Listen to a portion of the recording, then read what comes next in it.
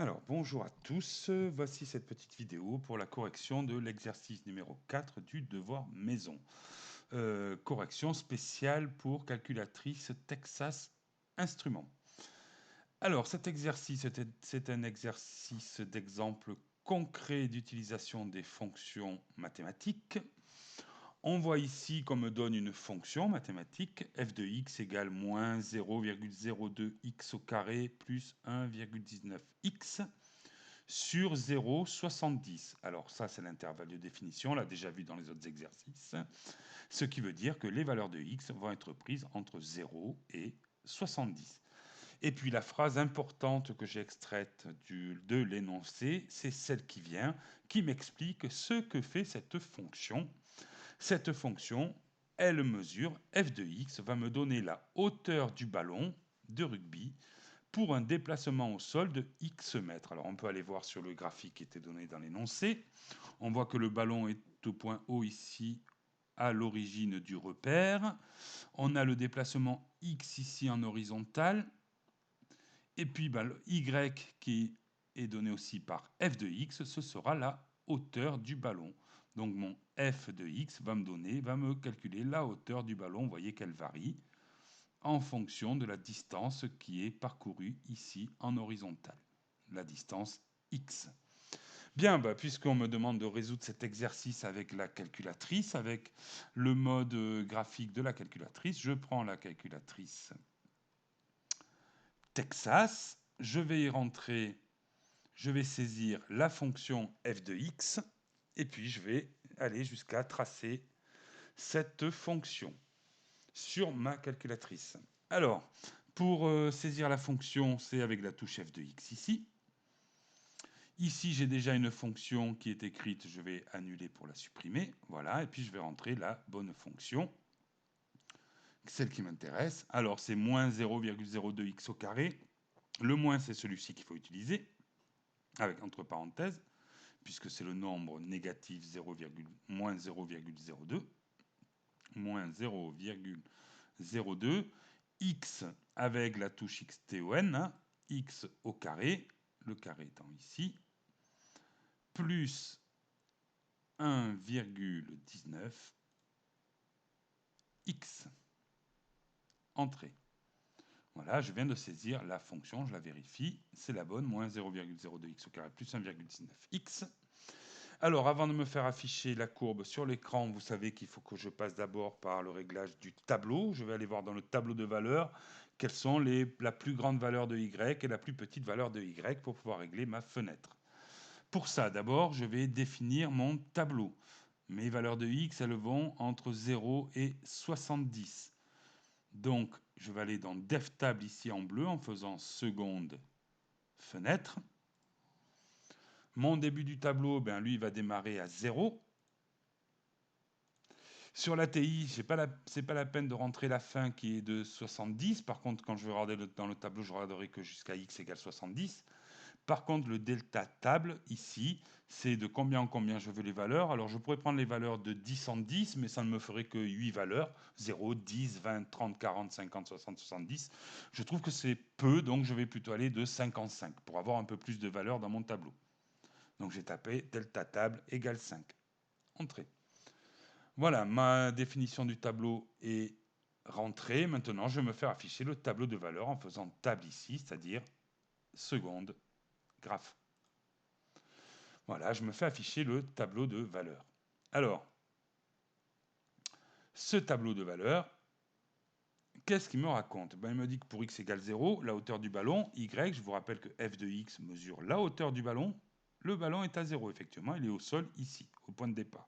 Quand il a parcouru 5 mètres, en horizontal ici, sa hauteur, elle est de 5,45 m. Et puis on voit que la hauteur, elle augmente. Logique, elle augmente jusqu'à peu près ici, là, jusqu'à x égale 30, vous voyez, 17,7. Et puis après, elle rediminue. Si je vais jusqu'à 70, voilà, on voit bien, là, 17,7 au maximum. Et puis après, la hauteur rediminue pour que le ballon retombe. Ça paraît logique. Le ballon, quand le joueur frappe dans le ballon monte, il prend de la hauteur, et puis après, la hauteur diminue pour retomber au sol. Donc, ma courbe a l'air assez logique, ces valeurs ont l'air assez logiques. Alors, je suis rentré dans ce tableau de valeurs pour repérer la plus grande valeur de y et la plus petite. La plus petite, vous voyez, pour x égale 70, on est là, hein, c'est moins 14,7. Et puis la plus grande, on vient de la voir tout à l'heure, mais on pourrait encore rebalayer le tableau. Entre 0 pour x égale 0 jusqu'à 70, on a vu que la plus grande, c'était à peu près 17,7 ici. Donc la plus grande valeur des y, c'est 17,7. La plus petite, c'est moins 14,7. Moi, pour régler ma fenêtre, je vais arrondir ça. Le moins 14,7, je vais l'arrondir à moins 20. Je vais prendre un peu plus de marge. Et le 17,7, qui est la valeur maximale, je vais prendre plutôt à 20 pour aussi agrandir. Alors, ceci, ça me permet de régler la fenêtre. Donc, je vais aller dans Fenêtre ici. Fenêtre. Le x-min et le x-max, bah ça c'est l'intervalle qui me le donne. Le x-min c'est 0. 0. Le x-max c'est 70. On prend des valeurs de x compris entre 0 et 70, on l'a vu. Et puis ensuite, avec les flèches, je vais descendre pour régler mon y-min. Alors on a vu que c'était moins 14,7. J'ai dit que je prenais un peu de marge, donc je vais marquer moins 20. Et puis le y max, c'était 17,7. J'ai dit que je prenais un peu de marge, donc je vais afficher y max égale 20. Là, c'est déjà le cas. Heureux hasard. Ma fenêtre est réglée, je vais pouvoir me faire afficher la courbe de la fonction en appuyant sur Graphe ici. Et voilà cette fonction. Donc on a bien le point de départ, le ballon est au sol, le joueur le frappe, le ballon monte, monte, monte, et puis ensuite il redescend jusqu'à toucher le sol. Ici, on voit que cette partie-là, ça voudrait dire que le ballon il rentre dans le sol. On va dire qu'ici, la fonction n'a plus de signification. En fait, le ballon, il va taper sur le sol et puis il va rebondir pour partir plus loin. Bien, voyons voir maintenant les questions. Alors, la première question me demandait, est-ce que la pénalité est réussie? Alors, la pénalité, elle est réussie si je regarde le schéma. Si, quand le ballon il a parcouru les 50 mètres ici pour arriver au niveau des poteaux, et bien si, quand le ballon a parcouru 50 mètres, c'est-à-dire si x égale 50, et bien la hauteur du ballon est au-dessus de 3 mètres. Si le ballon est au-dessus de 3 mètres pour x égale 50, ça veut dire que le ballon passe au-dessus de la barre qui est à 3 mètres et la pénalité est réussie. C'est ce que je vous explique ici. La barre se situe à 50 mètres du départ. Il faut connaître la hauteur du ballon quand il a parcouru 50 mètres.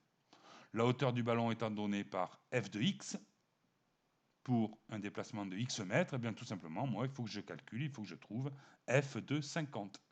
F de 50, par définition, c'est la hauteur du ballon quand il a parcouru 50 mètres. Bon, ben ça, je vais prendre ma calculatrice. Alors, je pourrais aller le voir sur le graphique, mais je vais plutôt regarder dans le tableau. Pour x égale 50, à quelle hauteur est le ballon? Donc, je vais me faire afficher le tableau, seconde graphe. Voilà le tableau, et puis je vois ici que pour x égale 50 mètres, la hauteur du ballon est à 9 mètres 50. Donc, je vais pouvoir répondre. F de 50, la hauteur du ballon au bout de 50 mètres est de 9,5. Donc, le ballon est à une hauteur de 9 mètres 50, bien au-dessus des 3 mètres de la barre, et la pénalité est réussie. Ensuite, deuxième question, on me demandait quel était le maximum, la hauteur maximale du ballon. Donc, bah, ça, je peux regarder toujours sur mon... Je peux regarder sur mon tableau. La hauteur maximale, c'est le Y. Donc, le Y max, on l'avait déjà d'ailleurs trouvé, puisque pour régler la fenêtre, on avait eu besoin de trouver cette valeur maximale de Y. On voit que c'est 17,7 ici dans le tableau, mais comme on va pour des X de 55, on va quand même aller vérifier sur le graphique que c'est bien la hauteur maximale qui est à 17,7. Donc je vais refaire apparaître le graphique en tapant sur Graphe. Le voilà, et puis vous savez que je peux me balader sur la courbe avec la fonction trace ici, le bouton trace. J'appuie sur trace, ça fait apparaître une croix, et puis je vais me balader cette croix avec les flèches ici, soit à droite, soit à gauche, pour décaler la croix. Donc ici, vous voyez que je suis en pleine descente. Alors si je remonte, je surveille la valeur des Y, ici, là.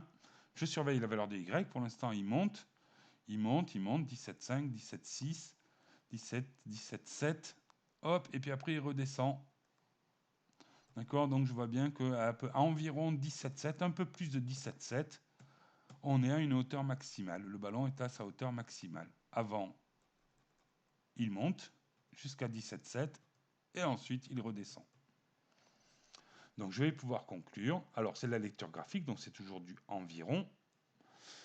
La hauteur maximale atteinte par le ballon est de 17,7 mètres. J'aurais dû mettre même et d'environ 17,7 mètres. Enfin, dernière question, on me demande, le ballon, il a passé la barre et à quelle distance de cette ligne il atteint le sol. Le ballon retombe à terre quand sa hauteur est égale à 0, forcément. Si le ballon touche par terre, ça veut dire que sa hauteur est égale à 0. Donc il faut donc mathématiquement que je résolve f de x égale à 0. Alors ça, graphiquement, en gardant le graphique et puis la croix, je vais amener la croix ici. Le ballon, il va toucher le sol ici. Et puis je vais m'intéresser à la valeur de x. Donc je descends ma croix. Le ballon redescend. Et donc je surveille mon y. Il faut qu'il soit le plus proche de 0. Je suis à 0, là, moins 0,5. 0,1, moins 0,5. Vous voyez que je suis entre 59 et 60 pour x, entre 59 et 60. Donc je vais le noter sur ma copie. F de x égale 0, graphiquement, je trouve que c'est pour des valeurs de x compris entre 59 et 60. On est approximatif. Je vais pouvoir conclure que le ballon retombe donc à environ 60 mètres de son point de départ, puisque x, c'est à partir du point O. Donc il va retomber ici à 60 mètres après le point O. Mais comme la ligne d'en-but est à 50 mètres, en fait, il va retomber 10 mètres après la ligne d'en-but. Voilà pour cette correction de cet exercice numéro 4. On se retrouve pour la vidéo de la correction de l'exercice numéro 5.